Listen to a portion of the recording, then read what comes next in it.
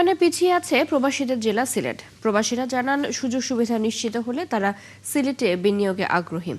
ব্যবসায়ীদের দাবি, সিলেটে উন্নয়নের ক্ষেত্রে বৈষম্য দূরীকরণ, যোগাযোগ ব্যবস্থার আধুনিকায়ন এবং আমলাতান্ত্রিক জটিলতা দূর করতে পারলে ভারতীয় সেভেন সিস্টার ঘিরে সিলেট বাংলাদেশে একটি গুরুত্বপূর্ণ অর্থনৈতিক জোনে পরিণত হতে পারে। সিলেট থেকে হুসেন আহমেদ সুজাদের রিপোর্ট, ক্যামেরা ছিলেন তারেক আহমেদ সানি। গত 17 বছরে বড় উন্নয়ন হয়নি সিলেটে। কয়েকটি বড় প্রকল্প শুরু করতে করতে থেমে গেছে দুর্নীতির কারণে।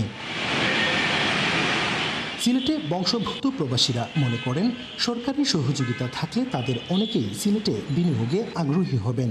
তবে সেক্ষেত্রে সিলেট উসমানী আন্তর্জাতিক বিমানবন্দর ও সিলেট ঢাকা মহাসড়কের 4 লেন প্রকল্প দ্রুত বাস্তবায়ন করতে হবে।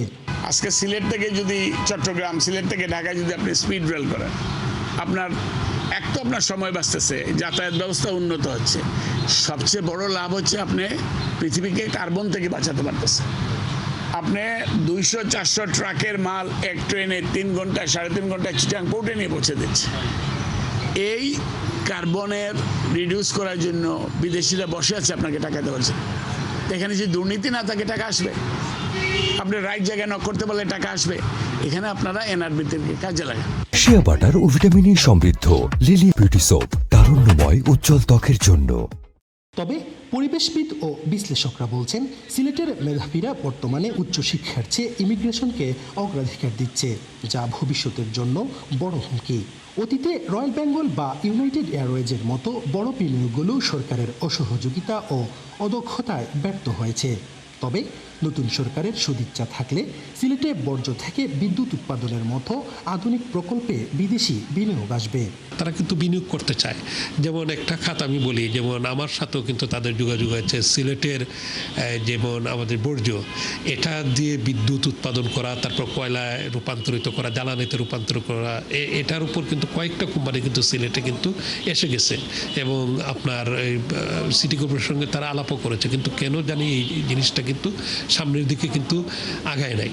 আর মধ্যপ্রাচ্যর ব্যবসায়ীরা বলছেন, সিলেট বিমানবন্দরে বিশ্বের বিভিন্ন এয়ারলাইন্সকে সরাসরি ফ্লাইট পরিচালনার সুযোগ দিতে হবে। ওপেন স্কাই নীতি গ্রহণ এবং ভারতের সেভেন সিস্টার রাজ্যগুলোর সঙ্গে বাণিজ্যিক সংযোগ বাড়াতে হবে। সংযুক্ত আমিরাত সহ সৌদি আরবের বড় ব্যবসায়ীরা অপেক্ষা করছেন যে তাদেরকে আহ্বানের পরে তারা উদ্গ্রীব হয়ে বসে আছে, তারা বাংলাদেশে বিনিয়োগ করার জন্য। বিনিয়োগের পরিবেশ তৈরি করে দিলেই তারা প্রস্তুত রয়েছে বিনিয়োগ করার জন্য। আর সিলেটের ব্যবসায়ীরা মনে করছেন, পর্যটন মনোযোগ এবং বাণিজ্য নিরাপত্তা ব্যবস্থার উন্নয়ন দরকার এই মুহূর্তে।